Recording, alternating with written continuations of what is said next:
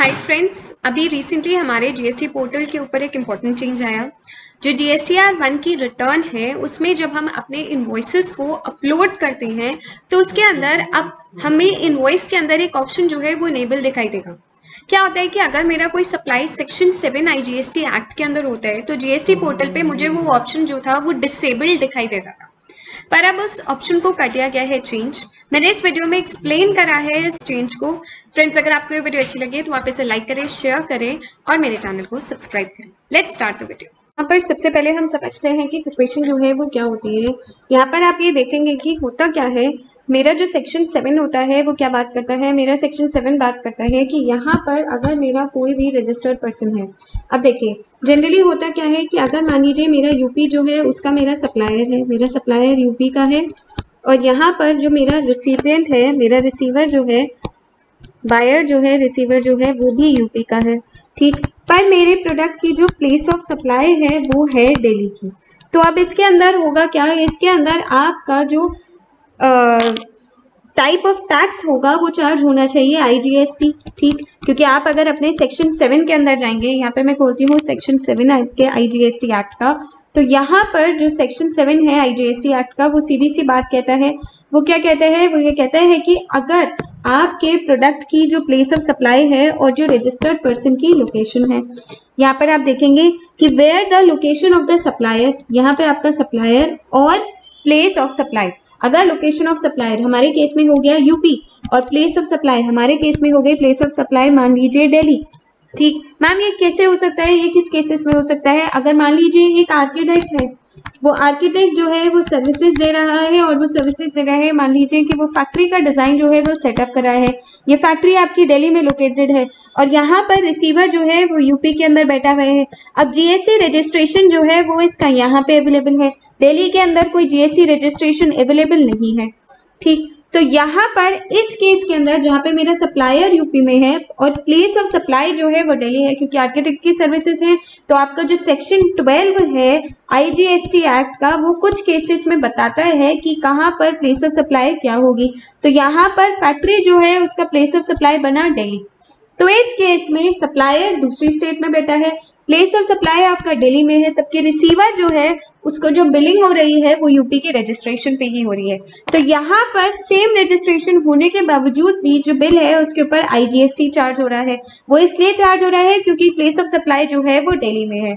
और ये सारी बातें आपका सेक्शन 7 कहता है कि subject to the provisions of section 10 के अंदर कुछ भी लिखा हो, अगर आपका supplier and place of supply जो है वो दो डिफरेंट स्टेट्स में है, दो डिफरेंट यूनियन टेरिटरीज में है, या फिर स्टेट और यूनियन टेरिटरी अलग अलग हैं, तो फिर ये जो सप्लाई है गुड्स का उसे माना जाएगा इंटर स्टेट ट्रेड और कॉमर्स। कि अगर गुड्स के सप्लाई के केसेस में आपका सप्लायर और जो प्लेस ऑफ सप्लाई है वो डिफरेंट प्लेसेस पे है तो उसे आईजीएसटी का सप्लाई माना जाएगा। सिमिलरली यहाँ पर अगर हम सर्विसेज की बात करें, subject to the provisions of section 12 जिसके अंदर कुछ स्पेसिफिक केसेस में प्लेस ऑफ सप्लाई जो है वो दी गई है, ठीक। जैसे कि मान लीजिए अगर एयरप्लेन के ऊपर सर्विसेज दी जाती है तो क्या प्लेस ऑफ सप्लाई माना जाएगा, शिप के ऊपर क्या प्लेस ऑफ सप्लाई माना जाएगा। तो कुछ केसेस में प्लेस ऑफ सप्लाई जो है वो सेक्शन 12 के अकॉर्डिंग माना जाता है। और यहाँ पर वो ये कहता है कि अगर आपका सप्लायर और जो प्लेस ऑफ सप्लाई है वो दो डिफरेंट स्टेट्स में है, यूनियन टेरिटरीज में है, या डिफरेंट स्टेट और यूनियन टेरिटरी में है।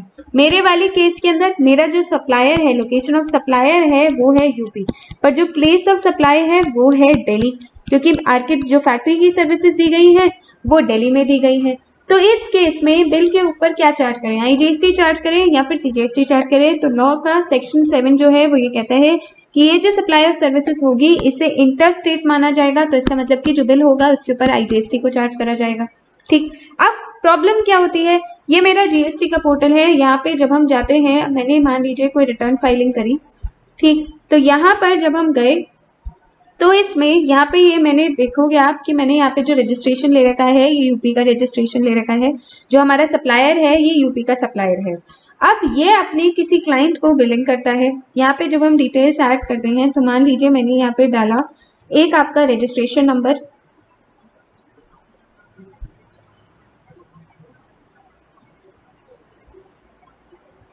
और ये रजिस्ट्रेशन नंबर जो है ये आपका यूपी का ही रजिस्ट्रेशन नंबर है।